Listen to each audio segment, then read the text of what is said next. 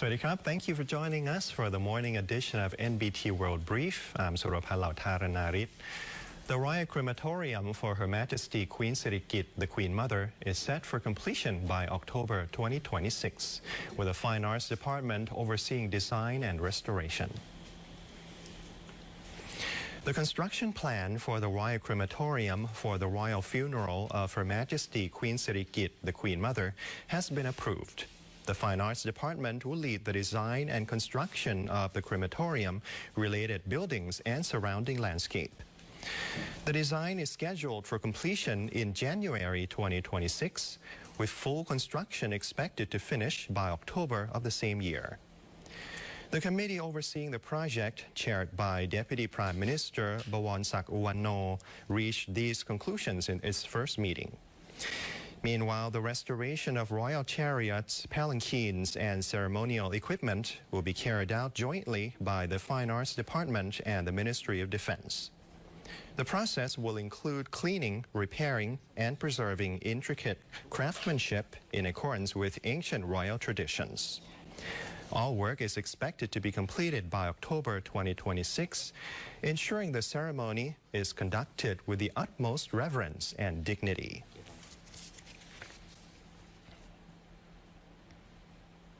Thailand is stepping up its fight against online scams. The government has launched a nationwide campaign uniting 15 key agencies to crack down on cybercrime and protect citizens from digital fraud. Prime Minister Anutin Charnvirakul presided over the signing of a memorandum of understanding among 15 government bodies to jointly combat cybercrime, declaring it a national priority to safeguard the public and strengthen the economy. The agreement brings together key institutions, including the Royal Thai Police, the Anti-Money Laundering Office, the Bank of Thailand, and the Ministry of Digital Economy and Society. Each agency will coordinate through data sharing, advanced technology, and joint operations to track, block, and dismantle criminal networks behind online scams. Digital Economy and Society Minister Chaichanok Chitchop said progress has already been made through stricter controls, limiting the number of SIM cards per user, suspending suspicious bank accounts, and improving fraud detection systems. The ministry has also implemented tighter regulations to freeze so-called mule accounts used by scammers. Prime Minister Anutin called the partnership a decisive move in Thailand's war on scammers, stressing the government's commitment to producing concrete results. เราต้องถือว่าเป็นหน้าที่ของเราที่จะต้องดำเนินการอย่างเฉียบขาดก็ผมก็บอกแล้วว่าแจ้งไปทุกหน่วยงานว่าอะไรที่ต้องการจากรัฐบาลในการปราบปรามเรื่องพวกนี้ก็ขอให้เพียงแต่เอ่ยมาเท่านั้นนะครับผมมีหน้าที่บันดาลทุกอย่างเพื่อจะทำให้หน่วยงานที่ท่านกำกับดูแลไปดำเนินการป้องกันและก็ปราบปรามอย่างเฉียบขาด The MOU marks a new phase in Thailand's cybercrime prevention strategy, emphasizing innovation, accountability, and swift enforcement. With unified action from 15 agencies, authorities are determined to curb digital fraud and restore public confidence in the country's online economy.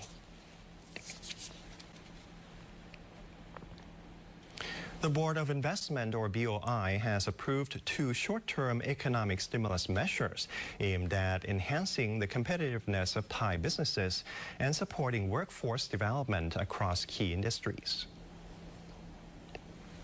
Secretary General of the Board of Investment, Narit Thirdsatirasak, announced that the Committee on National Competitiveness and Enhancement for Targeted Industries has endorsed 2 key measures to strengthen Thai enterprises and stimulate the economy. Chaired by Prime Minister Anutin Charnvirakul, the resolutions are part of the Quick Big Win policy aimed at rapidly boosting Thailand's competitiveness. The first measure provides investment support covering 30 to 50% of total expenses through the Competitiveness Enhancement Fund. It targets 3 main areas: improving existing business efficiency, research and development, and transitioning toward new and green industries.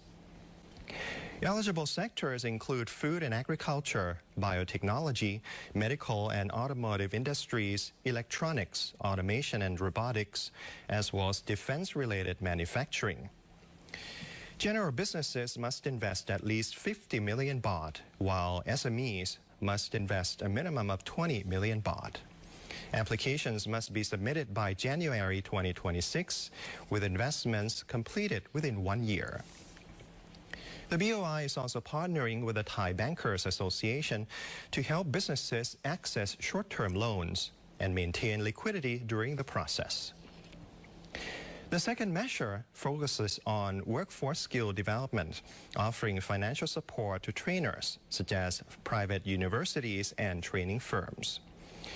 The goal is to train at least 100,000 people, including 30,000 graduating students preparing to enter the labor market and 70,000 current workers, aligning training programs with real industry needs.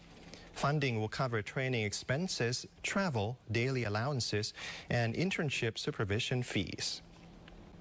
Applications for support must also be filed by January 2026, and all training must be completed within 6 months. Mr. Narit expressed confidence that these two measures will not only stimulate short-term economic activity, but also strengthen Thailand's long-term competitiveness on the global stage. The Labor Ministry is strengthening nationwide labor protection and welfare policies, aiming to enhance the quality of life for workers across all sectors and prepare for future changes in the job market.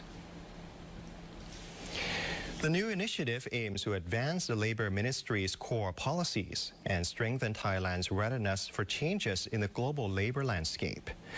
Speaking at an event in Bangkok organized by the Department of Labor Protection and Welfare, Labor Minister Trinut Thong said rapid technological advancement and globalization are transforming employment patterns, required skills, and labor rights worldwide. To address these challenges, the ministry is advancing 3 key policy dimensions. First, labor rights protection to ensure fair treatment and legal benefits for all workers.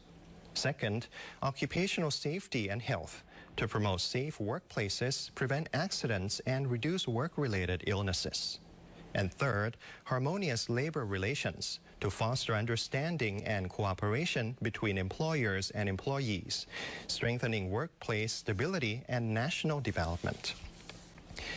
The minister emphasized transparency and accountability in implementing these policies to improve workers' quality of life, saying enforcement should benefit both employers and employees alike. She also urged labor officials nationwide to apply government policies effectively and promote lifelong learning among workers to help them adapt to evolving job market demands.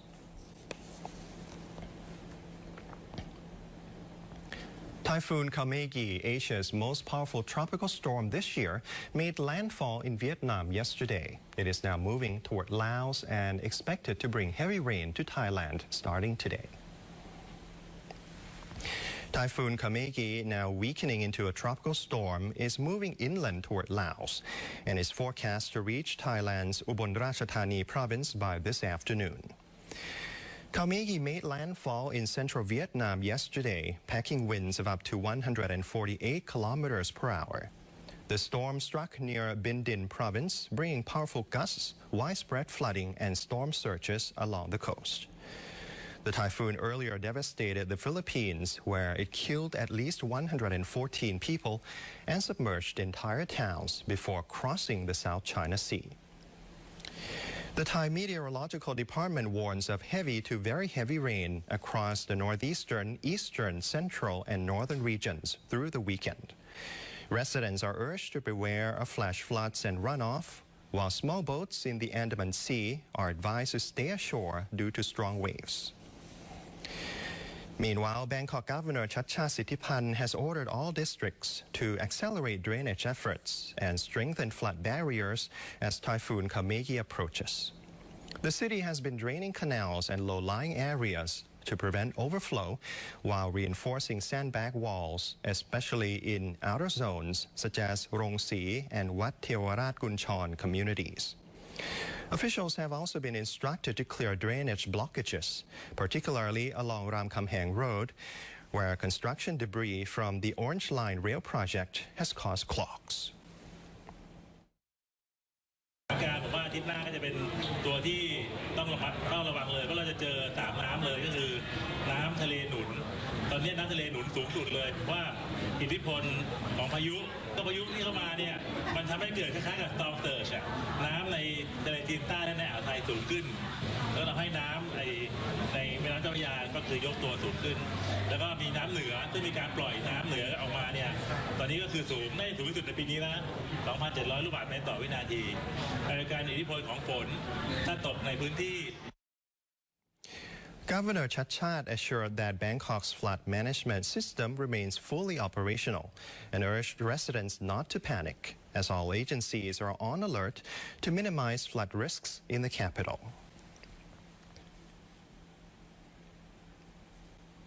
And that's all for our morning edition of NBT World Brief. Stay updated with the latest developments and more stories. Just scan the QR code on your screen to access our full coverage across all platforms. Until next time, สวัสดีครับ